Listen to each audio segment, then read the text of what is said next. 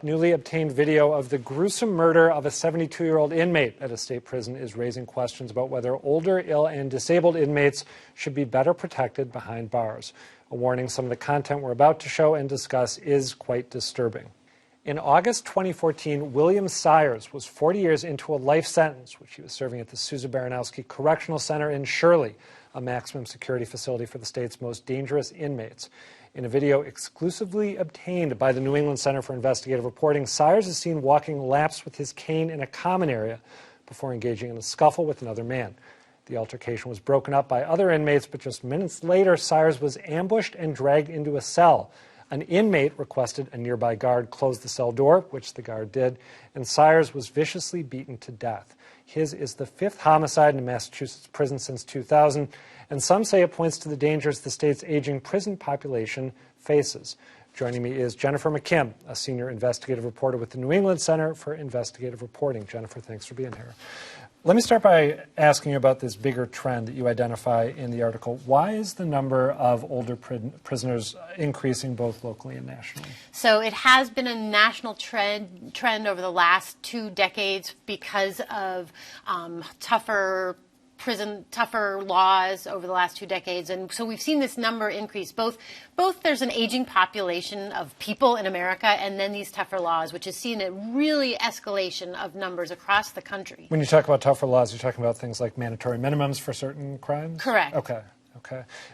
The state, you report, was going to build a separate facility at one point for older prisoners and then drop that plan. Why did the state not do that? Right. Well, it's really interesting in Massachusetts. So the population of inmates, general population, has been going down over the last 5 or 6 years as they've tried to reduce the number of inmates through help with bail and other types of reform. But the number of inmates who are 55 and older continues to grow because of these issues that we were just talking about. In 2011, they were looking at this population. They made all these different plans to help deal with what at that time was overcrowding in the State Department of Correction. And then they had a plan to create a special place for the elderly and ailing inmates. It never happened. We talked to the DOC and they said basically that was past administration. Right now we're dealing with it in the way we can, which is they've created assisted daily living units in 2 of the prisons, as well as a special place with nurses, as well as a hospital. That's so strange to think about. And I say this as someone who never really reports on prisons, but to think about there being an assisted living facility inside a prison is... It is amazing. So we took several tours of these places, and you see men in wheelchairs, men who have dementia, men who can really barely remember what they did in the first place who are there. Can you explain to me what happened with the prison guard remotely closing the door? How did that play into the death of William Sires? So this video that we obtained on William Sires was basically, we were looking at this issue of aging inmates and came across the fact that the last homicide was in 2014 of a 72-year-old man walking around the tier with a cane.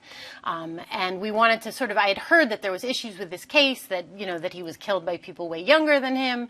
And so when we looked at the video, basically, when we obtained the video by finding it in the court file and looked at this video of this man walking through the tier, he has a fight with someone you can see in the video.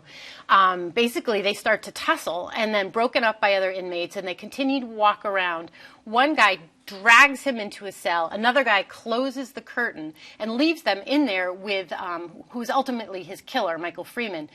From afar, basically somebody in the tier screams to a guard and says, "Shut the door." And the door shuts, and you can see it in the video shutting. So if the guard had not shut the door, Sires might not have been killed, right? It's definitely a question. He was left in there for about 2 minutes when the door was shut, and then the door opened again, and he was there for another 28 minutes or so before he was discovered by another correction official. What's the DOC saying about that? Well, they really haven't responded to me about the issue of the cell door. We read through the transcripts of the case of the 3 inmates who were ultimately convicted for the death of William Sires, and the CO at the time, the corrections officer, said, well, it's standard procedure. We close the doors when people ask and open them when if we ask. Someone says shut the door in a prison, they take the prisoner's order. And apparently, that's exactly what happens. The men there, of course, their toilets are in their cells, and it's something that they do. Another strange thing about this case was that the video that we saw, which shows these things happening, show this guy getting into a fight, showing him walking around, and then disappearing, right? He was walking around the tier and then suddenly not. And there was this whole knot of inmates who were around. And in the court hearings, another one of the corrections officers said, no one's watching those live feeds, which is just curious. So why have live feeds, exactly. right? I don't remember hearing anything about this case at the time. And I'm wondering, I miss stories from time to time. I zone out. I go on vacation.